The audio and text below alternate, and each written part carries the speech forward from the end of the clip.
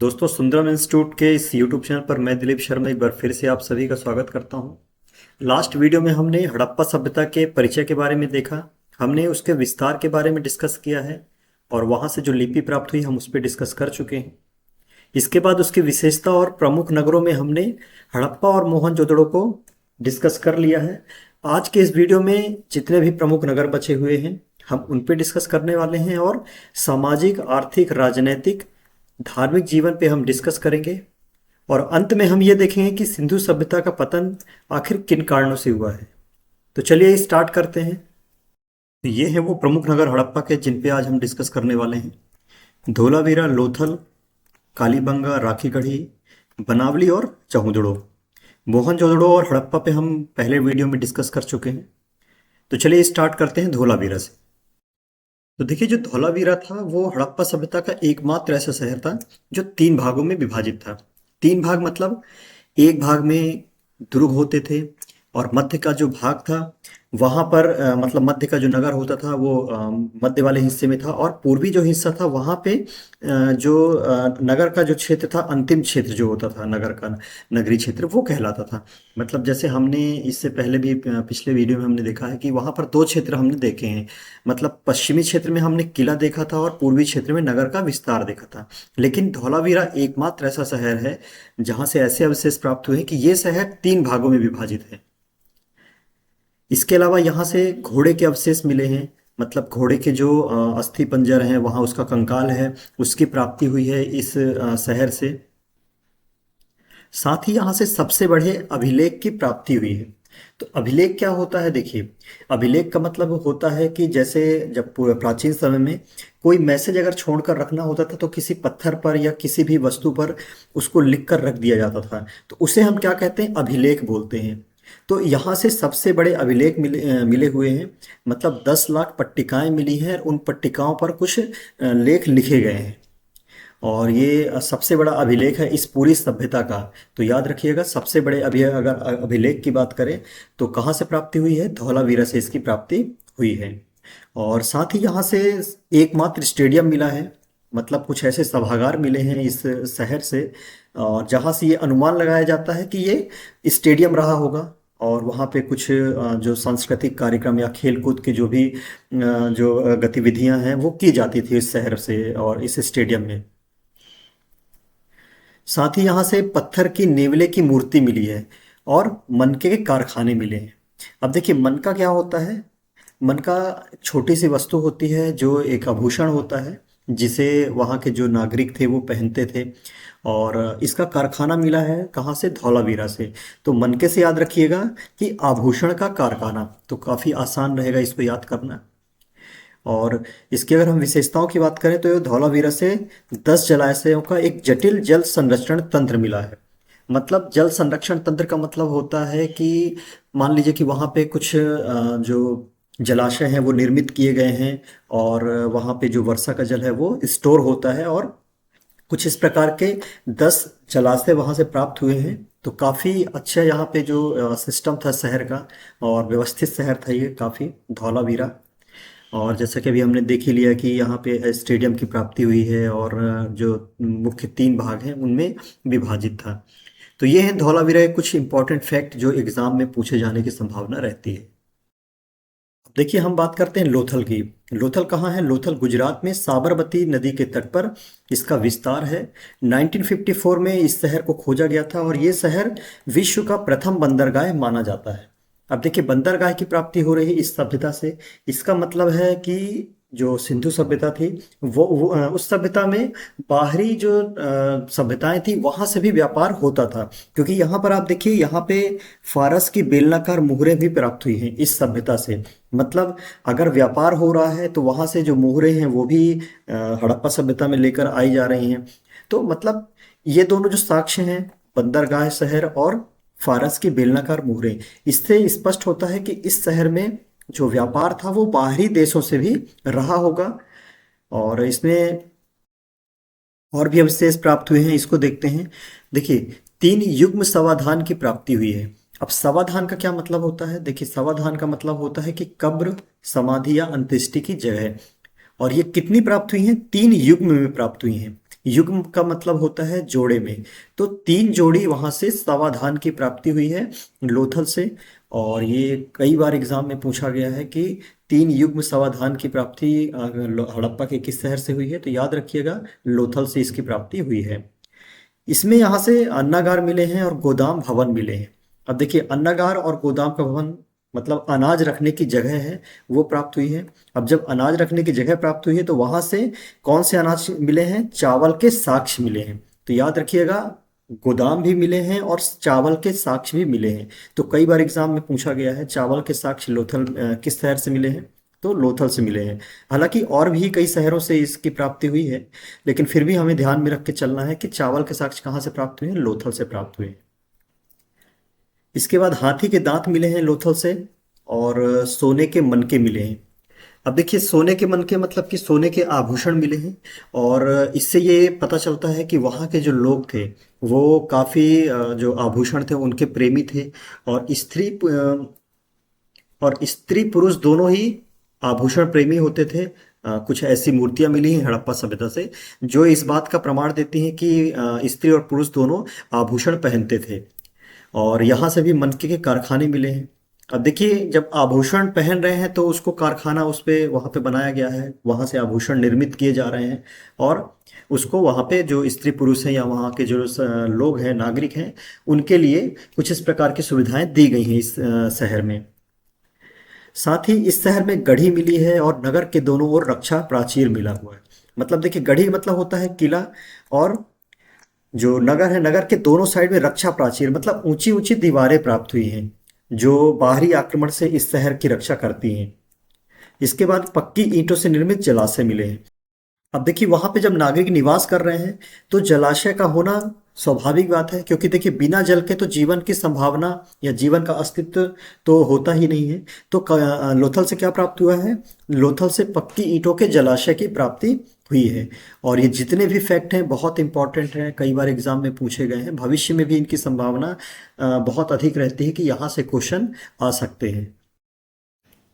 तो चलिए अब बात करते हैं कालीबंगा की। तो कालीबंगा कहाँ है, कालीबंगा राजस्थान के हनुमानगढ़ में इसका विस्तार है। और 1953 में इसे खोजा गया था। और यहाँ से क्या मिले हैं, यहाँ से प्रमुख रूप से जुते हुए खेत मिले हैं। तो जुते हुए खेत का मतलब होता है खेत मिले हैं और खेतों में जुताई की गई है, उसकी आकृति यहाँ से प्राप्त है कुछ इस प्रकार से। और यहाँ से 7 अग्निकुंड की प्राप्ति हुई है।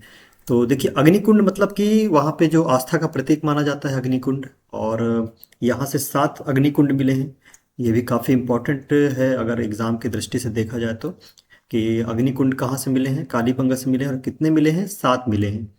इसके बाद सबसे पहले भूकंप के साक्ष्य मिले हैं। तो देखिए सबसे पहले भूकंप के साक्ष्य का मतलब क्या है, हड़प्पा सभ्यता में अगर कहीं से सबसे पहले भूकंप के साक्ष्य मिले हैं तो वो कालीबंगा से मिले हैं, इसको याद रखिएगा।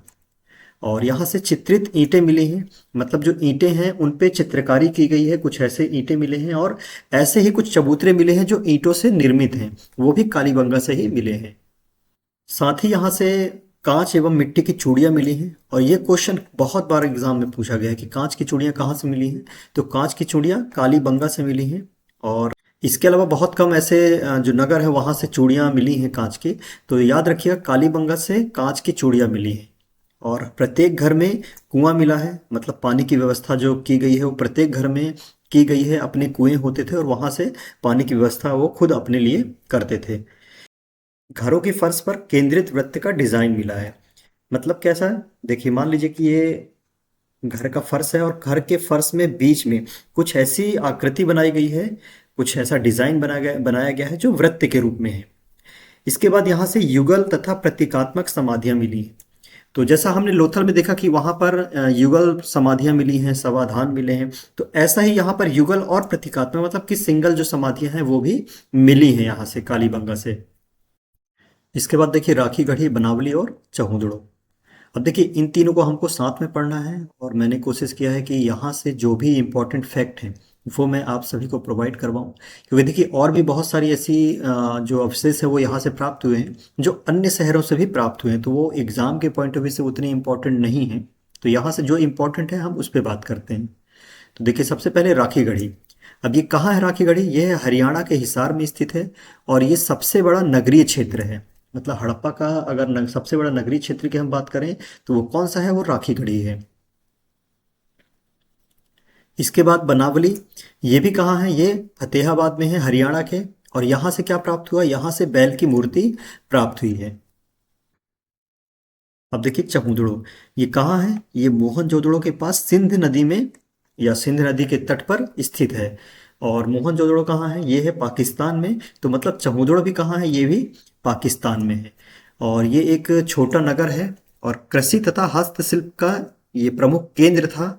अगर हम हड़प्पा की बात करें, हड़प्पा सभ्यता की बात करें, तो देखिए कृषि और हस्तशिल्प, हस्तशिल्प का मतलब क्या होता है, हस्तशिल्प मतलब होता है कि हाथ से जो बनाई गई जो वस्तुएं हैं उनका प्रमुख केंद्र है। और कृषि भी काफी यहाँ पे होती थी अन्य जगहों की तुलना में। यहाँ पे जो उसका जो कहना चाहिए कि उत्पादन जो क्षेत्र था वो काफी था चहुदड़ों में। इसके बाद इसकी विशेषताओं को देखते हैं। तो देखिए राखीगढ़ी, राखीगढ़ी से क्या प्राप्त हुआ है, विशाल किले प्राप्त हुए हैं जो 300 हेक्टेयर क्षेत्र में फैले हैं।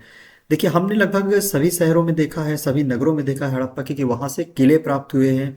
तो यहाँ के जो किले थे वो काफ़ी विशाल थे। मतलब हड़प्पा सभ्यता के जितने भी किले हैं उनमें सबसे विशाल अगर किसी की हम बात करें तो कहाँ से प्राप्त हुए, वो राखीगढ़ी से प्राप्त हुए हैं। इसके बाद बनावली में जौ की खेती के प्रमाण मिले हैं। मतलब जो जौ की खेती होती थी या जौ के अवशेष मिले हैं वो कहाँ से मिले हैं, बनावली से मिले हैं। और पासे के समान वस्तुएं मिली हैं। मतलब पासे के समान वस्तुएं मतलब जैसा कि एक जो डाइस होता है, डाइस एक वस्तु होती है जिससे कुछ खेल खेले जाते हैं। और जैसा हम सभी ने देखा होगा, हमने अगर महाभारत देखी तो हमने देखा कि पासे जो होते थे उसमें से जो चौपड़ का खेल खेला जाता था। तो उसी प्रकार के कुछ पासे के समान कुछ वस्तुएं मिली हैं जो बनावली से प्राप्त हुई हैं। आगे देखते हैं चहुदड़ों से, यहाँ से मिट्टी की मुहरें प्राप्त हुई हैं और छोटे छोटे घर मिले हैं। मतलब कि जैसा यहाँ पे हमने देखा कि ये छोटा नगर था, तो छोटा नगर था मतलब ये इस बात का प्रमाण यहाँ से मिलता है कि छोटे घर मिले हैं, मतलब ये छोटा नगर रहा होगा। इसके बाद ईंटों की सड़कें मिली हैं। मतलब आज के समय में जैसे देखिए कि सड़कों पर जो पेवर्स लगाए जाते हैं, मतलब जो सीमेंट के पेवर्स बनाए जाते हैं, वो पेवर्स पूरे सड़कों पर उनको ब्लॉक्स को उनको लगा के और निर्मित की जाती हैं सड़कें। तो यहाँ कैसे सड़कें मिली, यहाँ पर ईंटें लगाई गई हैं पूरी सड़कों पे और सड़कों का निर्माण किया गया है। इसके बाद सामूहिक स्नान जैसे कुछ संरचनाएं मिली हैं, उसके प्रमाण मिले हैं यहाँ से। चलिए इसके बाद आगे देखते हैं। तो नेक्स्ट जो नगर है वो है सुरकोटदा। और ये कहाँ पे विस्तृत है, ये विस्तृत है गुजरात के कच्छ में, रण है वहाँ पे इसका विस्तार है। और 1964 में इसकी खोज की गई थी। और यहाँ से किले जैसी विशाल संरचना की प्राप्ति हुई है। अब देखिए जो किला प्राप्त हुआ है उसका क्षेत्रफल कितना है, उसका क्षेत्रफल है 2.5 हेक्टेयर क्षेत्र। मतलब काफ़ी बड़ा एरिया होता है ये, और इतनी बड़ी संरचना सुरकोटदा से प्राप्त हुई है। और साथ ही यहाँ से किसी भी प्रकार के कोई घर या सड़कें नहीं मिली हैं। मतलब जैसा हमने बाकी के जो शहर हैं हड़प्पा के, वहाँ से हमने देखा है कि वहाँ से घरों के जो नगर नगर प्राप्त हुए हैं, घर प्राप्त हुए हैं, या वहाँ से नालियों का जो अवशेष है वो प्राप्त हुआ है। तो ऐसे कोई भी अवशेष सुरकोटता से प्राप्त नहीं हुए हैं। और यहाँ से घोड़े के अस्थिपंजर जरूर मिले हैं। और हमने जैसे धौलावीरा में भी देखा था कि वहाँ से भी घोड़े के अवशेष मिले थे। तो सुरकोटता से भी घोड़े के अवशेष मिले हैं, घोड़े के अस्थिपंजर मिले हैं, इसको ध्यान में रखिएगा। अब देखिए यहाँ से जो रक्षात्मक भवन है उसकी प्राप्ति हुई है। मतलब एक प्रशासनिक केंद्र मिला है यहाँ से। अब देखिए हम ऐसा मान के चलते हैं कि ये जो किला था, जो विशाल संरचना जिसकी मिली है, तो ये किला कौन सा था, ये प्रशासनिक केंद्र था। और वहां पे प्रशासनिक गतिविधियां की जाती रही होंगी, कुछ ऐसा हम मान के चलते हैं। क्योंकि देखिए हम जब इतिहास अगर हमें पढ़ना है तो हमें इमेजिनेशन हमारा स्ट्रांग होना चाहिए। मतलब हम इमेजिन करेंगे, हम एक कहानी के रूप में समझेंगे तो हमें चीज़ें समझ में आएंगी, अदरवाइज हमें चीज़ें समझ में नहीं आएंगी। तो ऐसा हमें मानना पड़ेगा, हमें इमेजिन करना पड़ेगा। अब देखिए इन स्थलों की जो खोज है वो सिंधु सभ्यता के शहरी योजना, व्यापार, कृषि और धार्मिक प्रथाओं के बारे में महत्वपूर्ण जानकारी मिलती है। मतलब किसकी, जितने भी हमने अभी तक के जो शहर पढ़े हैं या इस प्रकार के जितने भी हमने जो भी अपने फैक्ट देखे हैं, तो ये क्या प्रमाण देते हैं, ये वहाँ की जो शहरी सभ्यता है, शहरी योजना है, वहाँ पे जो व्यापार की जो स्थिति थी, जैसे हमने देखा लोथल से कि बंदरगाह की प्राप्ति होती है, वहाँ से फारस की जो मोहरें थी वो प्राप्त हुई थी। इसके बाद हमने बहुत सारे ऐसे जो नगर हैं वहाँ से हमने अन्नागार देखे हैं, हमने चावल के प्रमाण देखे हैं, जौ के प्रमाण देखे हैं। तो कुछ इस प्रकार की चीज़ें हमने वहाँ से प्राप्त की हैं, वहाँ के अवशेष हमें मिले हैं। तो हम ये समझते हैं कि यहाँ का जो शहरी व्यवस्था थी, यहाँ के जो व्यापार था, कृषि था, काफ़ी उन्नत था। तो ये कुछ प्रमुख नगर थे हड़प्पा सभ्यता के। इसके बाद हम इसके राजनैतिक, आर्थिक, धार्मिक और सामाजिक जीवन के बारे में हम चर्चा करने वाले हैं। तो चलिए सबसे पहले अब यहाँ पे राजनीतिक जीवन के बारे में बात करते हैं। तो देखिए राजनीतिक जीवन के बारे में जो इतिहासकार हैं उनके अलग अलग मत हैं। मतलब दो तरह की बातें यहाँ के जो सिस्टम है उसके बारे में कही गई है। तो कुछ इतिहासकार का मानना है कि हड़प्पा सभ्यता में केंद्रीकृत राजतंत्र का स्पष्ट प्रमाण नहीं मिला है। मतलब वहां से कोई भी ऐसी व्यवस्था, कोई भी ऐसे अवशेष नहीं मिले हैं जिससे हम ये अनुमान लगा सके कि वहां पे एक सेंट्रलाइज्ड गवर्नमेंट का सिस्टम रहा होगा। तो ऐसा कुछ वहां पे जो इतिहासकार हैं वो ऐसा मान रहे हैं इस सिस्टम को देखकर, मतलब जो वहां से प्रमाण ऐसे नहीं मिले हैं उसके आधार पे। तो उनका क्या मानना है, उन इतिहासकारों का क्या मानना है कि यहाँ पे कोई दैवीय राजा या पुजारी ही था जो पूरी शासन प्रणाली को कंट्रोल करके रखे हुए थे। अब देखिए यहाँ पे कोई भी भव्य महल नहीं मिले हैं, कोई जो किले मिले हैं उनमें युद्ध के प्रमाण भी नहीं मिले हैं। मतलब हमने जितने भी शहरों के बारे में डिस्कस किया है या हड़प्पा से जितने भी शहर मिले हैं, हमने उन हर शहरों में किला देखा है, लेकिन वहां से किसी भी प्रकार के कोई युद्ध के हमने प्रमाण नहीं देखे हैं। साथ ही वहां से किसी भी महल के, मतलब हड़प्पा के जितने शहर हैं वहां से किसी भी महल के साक्ष्य प्राप्त नहीं हुए हैं। अब देखिए यहाँ से हमने जो देखा कि युद्ध के प्रमाण नहीं मिले हैं, मतलब जो वहाँ की जो सभ्यता थी, तो उससे क्या पता चलता है कि वो शांति प्रिय थी। मतलब युद्ध के अगर प्रमाण नहीं मिले हैं, मतलब कि वहाँ के जो लोग थे वो शांति प्रिय तरीके से वहाँ पे निवास करते थे। और जो दुर्ग थे, मतलब जो किले थे, वो क्या थे, प्रशासनिक केंद्र थे। और यहाँ से क्या किया जाता था, वहाँ का शासन चलाया जाता था। अब देखिए यहाँ पे दो तरह की बातें सामने आ रही हैं। एक तो कुछ इतिहासकार कह रहे हैं कि केंद्रीकृत जो राजतंत्र था वो नहीं था, मतलब शासन प्रणाली जो थी वो दैवीय राजा या पुजारी के माध्यम से चलाई जा रही थी। और दूसरी तरफ अगर देखा जाए तो केंद्रीकृत प्रशासनिक जो केंद्र मिले हैं, मतलब जो दुर्ग मिले हैं, कुछ हमें ऐसे मिले हैं। तो इन सभी आधार पे कुछ जो इतिहासकार हैं वो क्या मानते हैं कि हड़प्पा सभ्यता में विकेंद्रीकृत शासन प्रणाली थी। मतलब वहां पे नगर राज्य जैसी व्यवस्था थी, वहां पे समितियां थी, वहां पे व्यापारिक परिषदें भी शामिल थी। तो मतलब ये सब जो हमें वहां से जो अवशेष मिले हैं उसके आधार पे हम ये मानते हैं। अब देखिए अवशेष कैसे मिले हैं, जैसे वहां के जो उन्नत नगर नियोजन है ये इस बात का प्रमाण देते हैं कि अगर वहां पे किसी भी प्रकार का कोई सेंट्रलाइज्ड गवर्नमेंट नहीं था, तो इस प्रकार की जो उन्नत नगर नियोजन था, जैसे वहाँ पे व्यवस्थित जो घर बने थे वो व्यवस्थित तरीके से बने थे। वहाँ की जो नालियाँ थी, मतलब जो वहाँ की नालियाँ थी वो काफ़ी व्यवस्थित थी, और जल निकासी की जो व्यवस्था थी वो बहुत बढ़िया वहाँ पे थी। और जो सड़कें थी वो जालाकार थी, मतलब जालाकार का मतलब कुछ इस प्रकार से एक दूसरे को समकोण काटती थी। ये हमने पहले डिस्कस किया हुआ है इसके बारे में। और अगर आपने अभी तक पहला वीडियो इसका नहीं देखा है, पहला पार्ट नहीं देखा, तो सबसे पहले आप उसको देखें, तभी सारी चीज़ें आपको क्लियर समझ में आने वाली हैं। चलिए इसमें और आगे देखते हैं।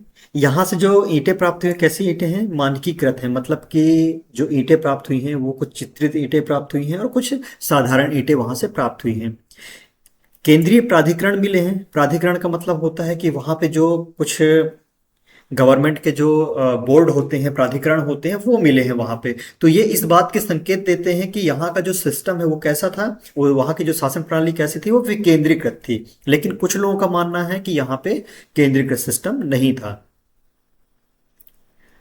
इसके बाद देखिए यहाँ पे हड़प्पा सभ्यता में कोई हथियार का कारखाना देखने को नहीं मिला है और आक्रमण के चिन्ह भी नहीं मिले हैं। तो जैसा अभी हमने पहले कहा कि किलों पर भी किसी भी प्रकार के कोई आक्रमण देखने को नहीं मिला है। और हमने जितने भी शहर हमने पढ़े हैं, जितने भी शहरों के बारे में हमने देखा है कि वहाँ से कौन कौन से अवशेष प्राप्त हुए हैं, तो हमने यही देखा कि यहाँ से किसी भी प्रकार के हथियार के अवशेष नहीं मिले हैं। वहां पे हमने देखा है कि मनके के कारखाने मिले हैं, मतलब आभूषणों के कारखाने जरूर मिले हैं, लेकिन हथियार बनाने के कारखाने हमने नहीं देखे हैं। तो इससे ये समझ में आता है कि यहाँ की जो सभ्यता थी वो कैसी थी, शांति प्रिय थी। लोग जो थे वो शांतिपूर्वक जीवन व्यतीत करने वाले थे, और ये लोग युद्ध में विश्वास नहीं करते थे। तो ये था इसका राजनीतिक जीवन हड़प्पा सभ्यता का। चलिए इसके आर्थिक जीवन पे बात करते हैं। तो देखिए हड़प्पा सभ्यता की जो अर्थव्यवस्था थी वो कैसी थी, कृषि और व्यापार पर आधारित थी। मतलब वहाँ के निवासी जो थे वो कृषि भी करते थे और बाहरी देशों से उनके व्यापार भी होते थे। अब देखिए व्यापार के प्रमाण कैसे मिले हैं। हमने लोथल पे देखा कि वहाँ पे एक बंदरगाह प्राप्त हुआ है, और वहीं से हमें फारस की मोहरें प्राप्त हुई हैं। तो मतलब ये इस बात के स्पष्ट प्रमाण देते हैं कि बाहरी जो सभ्यताएं थी, बाहरी जो देश थे, उनसे भी उनके व्यापार होते थे। मतलब आयात और निर्यात वहां से किया जाता था। इसके अलावा यहाँ पे जो सिस्टम था वो कैसा सिस्टम था, वस्तु विनिमय प्रणाली।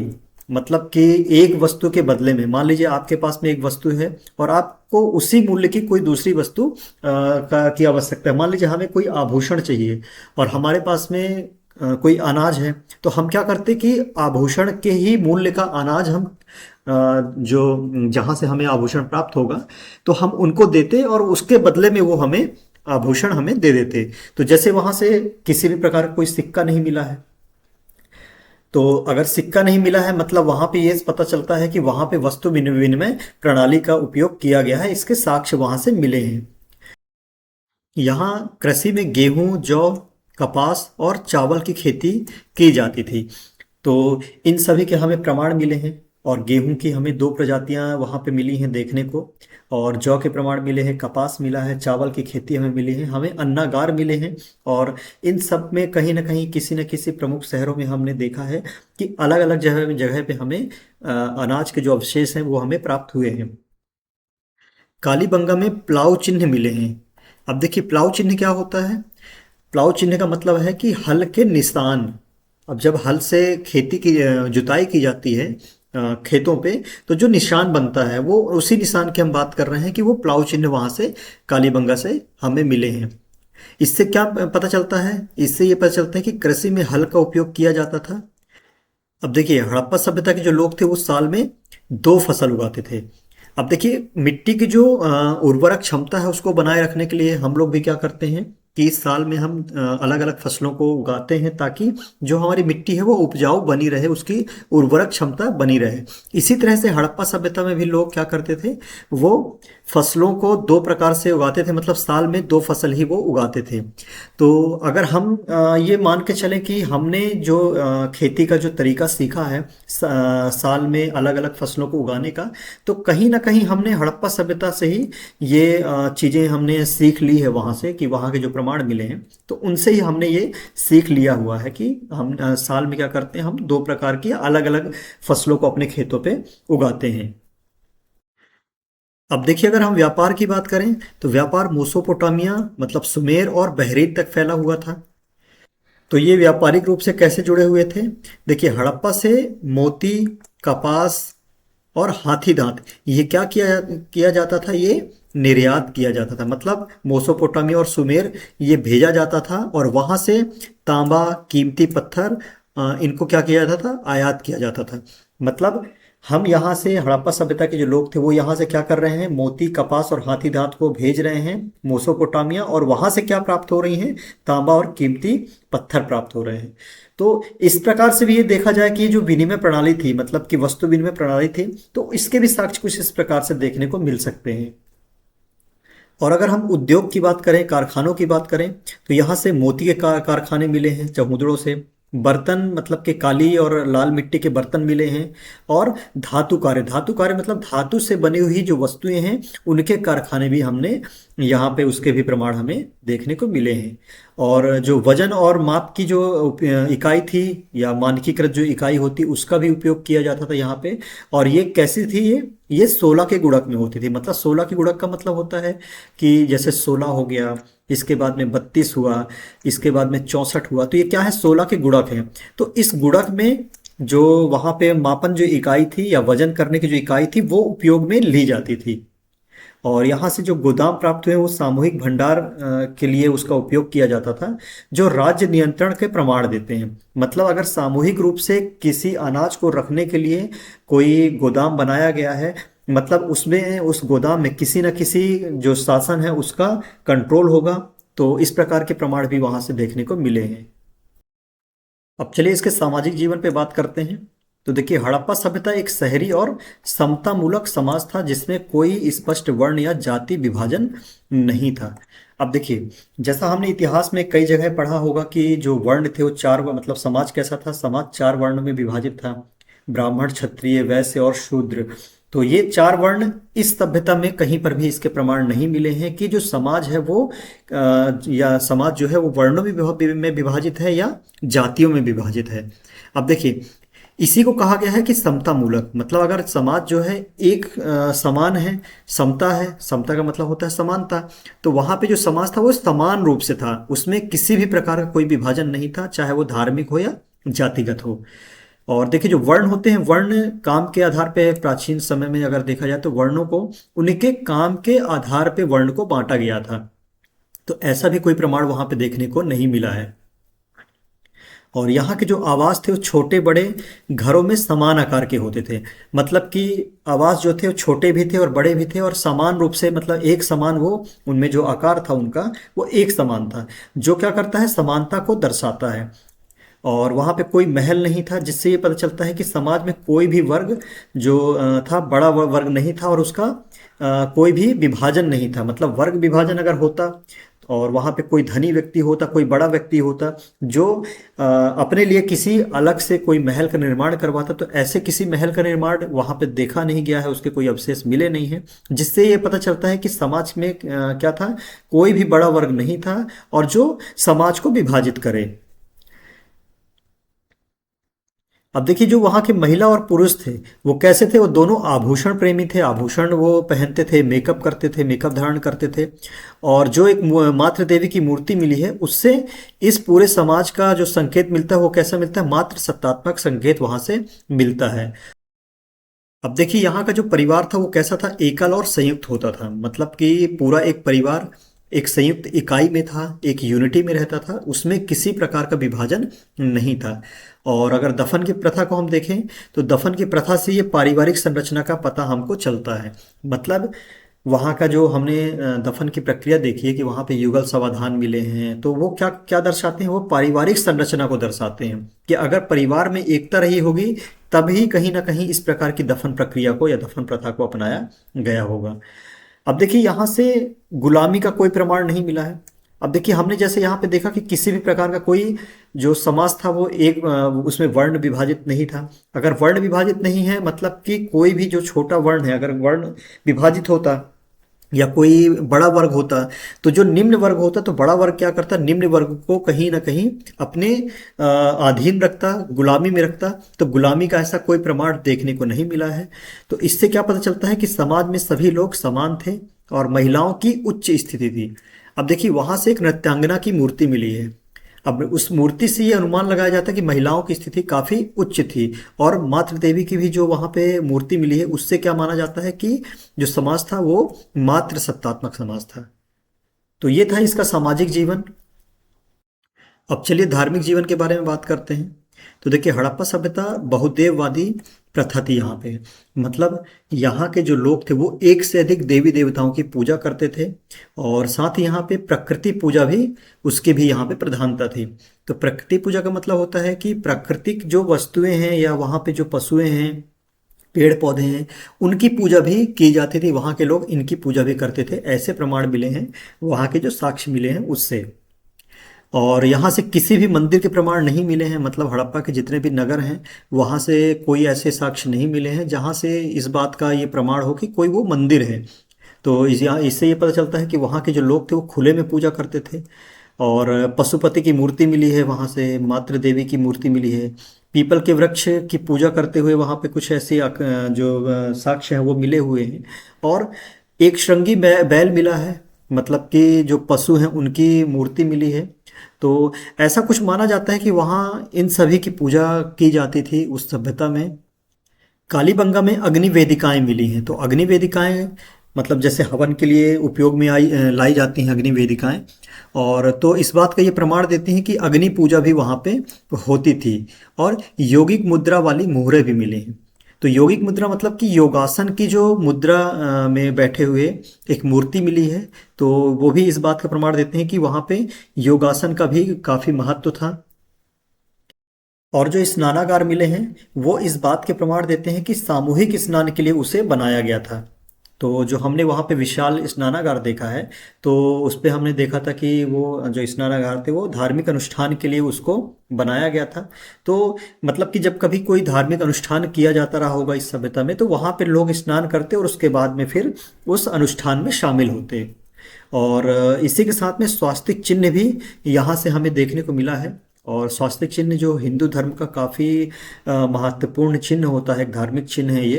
तो हिंदू धर्म में काफ़ी इसको शुभ माना जाता है। तो उस चिन्ह की भी प्राप्ति कहाँ से हुई है? हड़प्पा से प्राप्ति हुई है इसकी। और साथ ही बलि या हिंसा का कोई प्रमाण नहीं मिला है। मतलब जैसे पशुओं की बलि दी जाती है, किसी प्रकार की कोई हिंसा, उसके कोई भी प्रमाण नहीं मिले हैं। जो धार्मिक रूप से मतलब होने वाली जो बलि है या हिंसा है, उसका कोई ऐसा साक्ष्य वहां से हड़प्पा सभ्यता के किसी भी शहर से नहीं मिला है। क्योंकि हमने पहले भी देखा है कि वहाँ के जो लोग हैं वो कैसे थे, शांति प्रिय और अहिंसा पे विश्वास रखते हैं। तो ऐसे कोई भी हमें जानकारी या प्रमाण नहीं मिले हैं जो इस बात का प्रमाण दें कि लोग धार्मिक अनुष्ठान के लिए किसी पशु की या किसी की बलि वहाँ पे दें। तो ऐसे कोई प्रमाण हमें देखने को नहीं मिले हैं। तो ये था इसका धार्मिक जीवन। और लगभग हमने इसका जितने भी इसमें धार्मिक, सामाजिक और आर्थिक जीवन थे, हमने सब कुछ इसमें कवर कर लिया है। अब हम आगे बढ़ते हैं इसमें। अब चलिए हड़प्पा सभ्यता के पतन के कारण समझते हैं कि हड़प्पा सभ्यता का जो पतन हुआ वो किन कारणों से हुआ है। तो देखिए यहाँ पे कुछ प्रमुख कारण हैं जो इतिहासकार जो बताते हैं कि यहाँ पे हो सकता है प्राकृतिक कुछ कारण रहे हों। तो प्राकृतिक कारणों में जैसे बाढ़ हो सकता है, जलवायु परिवर्तन हो सकता है कि वहाँ पे सूखा पड़ गया हो जिससे वहाँ की जितनी भी आबादी थी वो नष्ट हो गई हो। इसके अलावा भूकंप या भूक्षरण जैसी समस्याएं भी हो सकती हैं, क्योंकि हमने देखा है भूकंप के भी साक्ष्य हमें देखने को मिले हैं वहाँ पे। तो कुछ इस प्रकार की चीजें हैं जो प्राकृतिक कारण हो सकते हैं, जिसकी वजह से ये जो सभ्यता है वो जिसका पतन हो सकता है। इसके बाद इसमें आर्थिक कारण देखते हैं। हो सकता है वहाँ पे व्यापार में कुछ हानि हुई हो और वहाँ पे जितने भी संसाधन हैं वो समाप्त हो गए हो, जिसकी वजह से वहाँ पे वहाँ की जो सभ्यता थी उसका पतन हो गया हो। और राजनीतिक कारण हो सकते हैं यहाँ पे, जैसे मान लीजिए कुछ आंतरिक कलह हो गया हो और जनसंख्या का दबाव अत्यधिक बढ़ जाने की वजह से वहाँ पे जो जनसंख्या है या वहाँ पर की पूरी सभ्यता है वो उसका पतन हो गया हो। हालांकि आंतरिक कलह या किसी भी प्रकार का जो बाहरी आक्रमण है उसके ऐसे प्रमाण देखने को तो नहीं मिले हैं, लेकिन फिर भी जो इतिहासकार हैं उनका ऐसा मानना है कि कुछ शायद ऐसे कुछ कारण हो सकते हैं जिसकी वजह से ये पूरी की पूरी सभ्यता जो थी वो नष्ट हो गई हो। तो ये थे हड़प्पा सभ्यता के जितने भी इम्पोर्टेंट फैक्ट थे। हमने कोशिश किया है कि पहले और दूसरे वीडियो के माध्यम से हर एक फैक्ट पे हम बात करें ताकि हम एग्ज़ाम के लिए पूरी तरह से तैयार हो सकें। तो ऐसे ही इंटरेस्टिंग वीडियोस के लिए हमारे चैनल को सब्सक्राइब ज़रूर करें, इन्हें लाइक और शेयर करें और बेल आइकन प्रेस ज़रूर करें ताकि हम जो भी पोस्ट करें वो आप तक पहुंच सके। तो आज के लिए बस इतना ही, मिलते हैं एक और नए इंटरेस्टिंग वीडियो के साथ।